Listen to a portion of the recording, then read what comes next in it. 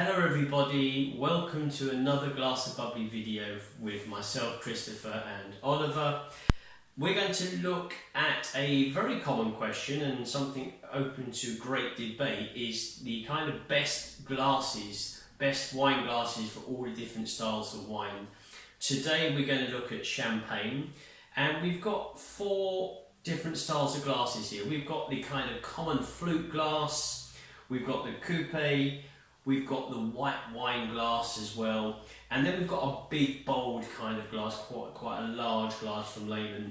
So what we want to do is to see how they taste initially in each of the glass, whether or not me and Oliver can experience any differences in aromas and flavours. Then we're going to go back after a few minutes and retaste those champagnes and get those aromas again and see if there are any differences. So we're going to open the champagne first, which is always a good moment. Yeah. This is literally Monsigny, which is from Aldi stores, so quite a cheap champagne option. Anything from £10 to £15. I think currently it's £13.49 a bottle on their website.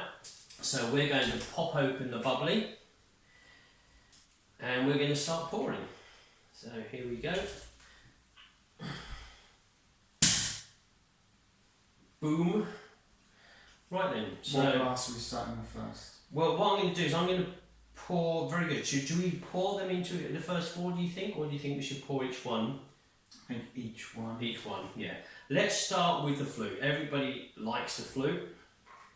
They like to see the flute at special occasions, weddings, birthday parties. There's something about the flute with champagne that goes very, very well. Though a lot of professionals in the industry say you shouldn't enjoy it from the flute, but we're going to give the flute a go. So, let's try this out. Touch of aromas, nothing intensive, very soft, light yellow fruits, maybe a touch of pastry.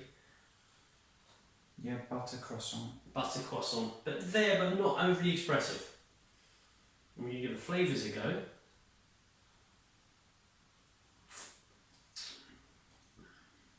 fine, typical champagne, quite light in flavour, not too deep, not strong, but just typical Yellowstone fruit, bit of pastry, citrus characters in there. So fine. Let's go on to the coupe here. These nice glasses here. Again, this is personal preference, which glass you prefer. Now, it could be literally you like the designer glass, you like the feel of the flute or the coupe, the big glass. I'm going to take that one, Oliver. Or you may want to get the best from your wine. And that's all the way up to decanting. For this subject here, we're talking about champagne.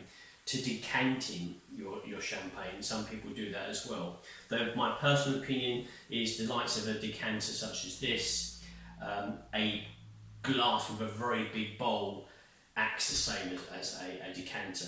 So we're going to give this one a go. Nose quite non-existent. Don't know about you. I'm not really getting anything. I'm not getting anything, quite literally, which is very strange. I can't say citrus, I can't say pastry, croissant, nothing. So let's do the flavour a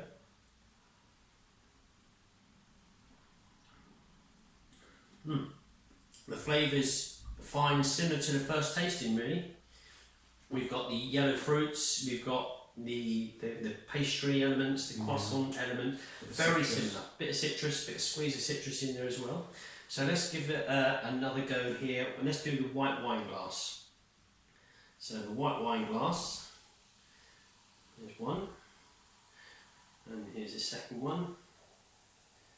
So plenty of bubbles in all of these glasses. You know, the wine, the champagne's good quality, very alive, plenty of expression. Cool, yeah, punchy on the nose. So all of a sudden, it's telling me that this wine glass is containing those aromas far better. You really get quite a blast on the nose initially. More in-depth, more definition to each of those layers of aromas. Certainly pastry more here, butter croissant. apricot, peach. Yeah. That squeeze of citrus again is in there. But certainly you're taking more time to enjoy the aromas with this one, definitely. Let's go for the flavours.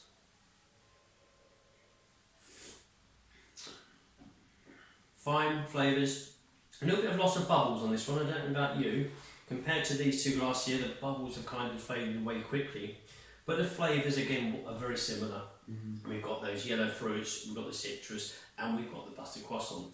So last of all here we're going to go for the kind of like the prestigious looking glasses. They're whoppers in fact, with a very big wide base to them. So let's do this. One pour here, I'll pass that to you. It's quite difficult actually, we've got so many glasses on the table not to bump into each other and break any.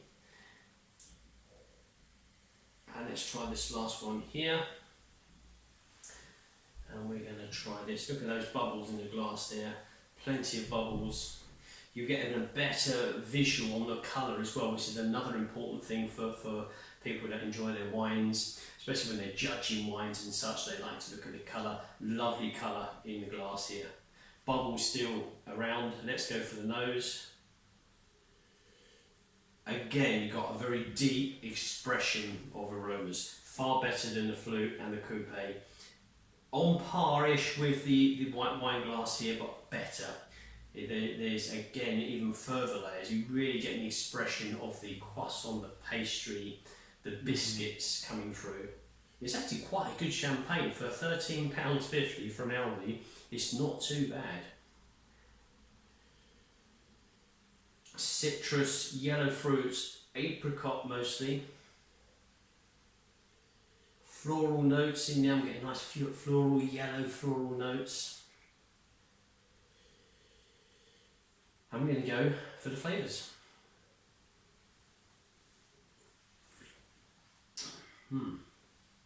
Once again, well, that actually is the best flavour out of the lot. Because the bowl is quite wide, similar to the coupe to a degree, it's giving the oxygenization of the champagne. It's allowing those aromas to escape and the oxygen to react with the wine, and it's bringing out better characters. Whereas when you've got the flute, it's only a tiny bit at the top here that's actually hitting the atmosphere. The flavours are really good. Peachy, apricot, yellow fruits, pastry, apricot pastry. Very nice champagne actually. I'm very impressed with the champagne. Certainly really, really good. So I think from this initial exercise on the initial pouring, I would say that the worst performer was probably the coupe. Yeah. Followed by the flute design, then the white wine glass, and the superior one obviously was the big wide bowled glass, which this is from Lehman. Though to be honest with you, I love the look of this glass. This one looks very elegant, classy, something that you would enjoy, say, at the Savoy Hotel, at their famous cocktail bar. You'd want champagne served like that. Whereas if you're at a wedding or a celebration, you can imagine just this a quick glass or two. You're not going to take too much time to study aromas and flavours. You just want to enjoy the bubbles and enjoy the occasion. So we're going to do a second time round. We started off with the flute, didn't we? So let's just see if the flute. I've just done a ching already. These are lovely flutes actually. I can't remember where I got these from, but they're from some event back in the year 2000 because they're inscribed at the bottom. So anyway, on to the aromas. Nothing. No. Nothing. There are still bubbles, but there's not many. There's a tiny little stream of bubbles coming up on the glass from the base, but not many. But the aroma's nothing. Flavours are slightly richer than the first taste. Slightly richer, but still quite faded. Don't think it's performing anywhere near what we saw later. So practically the same as before, but nothing on the nose. Let's go for the coupe. Nothing on the nose. Still nothing. Nowhere. There isn't anything. So let's do the flavours. There's a good fizziness there still. Plenty of bubbles in the glass. Flavours are okay. Rich flavour. The apricot, the pastry, the citrus in there. it's a lovely glass, but you've lost the aromas, as like with the flute, where you didn't have the aromas first time round with the coupe. We're going to do the white wine glass here. Aromas are there a touch, but they've kind of faded away now. We haven't got massive portions in the glass, probably double the size of a kind of what people would use for a taster, but still nonetheless the nose is pretty faded. I give the glass a swirl. Some people will condemn this, but that's what I do even with sparkling wines. That releases slightly more of the pastry, apricot, citrus pastry to it, but the aromas are quite dull.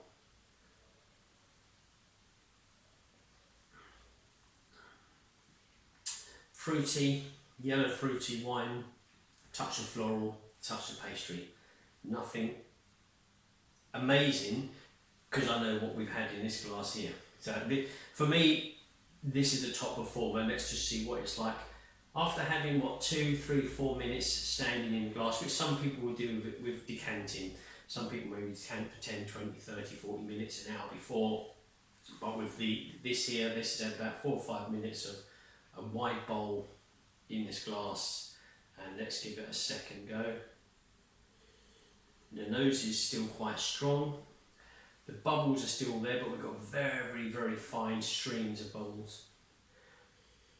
And I've got the citrus pastry apricot for me on the nose. It's still performing, but as I say, the bubbles are still in the glass, so it's sharing those aromas with you. We're more of a creamy apricot and peach now. Oh, you've got creamy. Let me see if I get that. Yeah, I agree. Sometimes you do that. You say 1 or 2 things, and I'll say, blimey, you've got it right, Oliver. I do agree with you, actually. You've got that kind of, that cream cheese kind of thing coming through on this. Certainly far more expressive, the champagne in this glass compared to the others. But it's really good, very enjoyable. Now the flavours.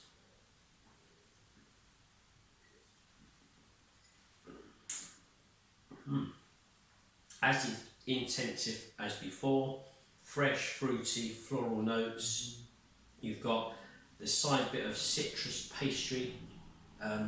Do I get any creaminess in flavours? Probably not. On the aromas, yeah, but not in the flavours. I've got floral notes coming towards the end. It's very silky. It's silky, yes it is. It's a very smooth drink, although the bubbles are in there in the palate. It's refreshing, it's cleansing the palate, but nonetheless it's still very silky and smooth. A very good champagne. Montigny, the Grand Reserve Brut, and as I say, that is from the supermarket Aldi, so you can pick that up from the store. But just a test here with 4 different styles of champagne glasses. For me, it is the kind of the big wide bowl. Really, you get the best performance from the champagne from this. The preference, really, I love the look of this glass. If I didn't have to spend too much time on evaluating the champagne, just enjoying the moment, I'd probably choose this personally. What about yourself, Oliver? Yeah, I'd probably agree with you. The only thing with these is that if you're walking around a party, yes, try and keep the champagne in the glass, but they do look... But don't fill it up too much, that's why. If you've got the glasses full up, like this one would be the same. If you had it full up, it'd be like, whoa, got to kind of make sure. But yes, true. This is slightly more difficult to manage a fuller glass, definitely, I agree with that. Really nice champagne, nice experience in each of the glasses, but certainly the big bowl Lehman's is the number one for me. If you want to enjoy the champagne in all of its depth and complexity that the winemaker would probably want you to enjoy. You would agree as well. Yeah. And I think that wraps it up. And so let me choose this. I'm going to choose this one here. So as per usual, until next time, enjoy the fizz.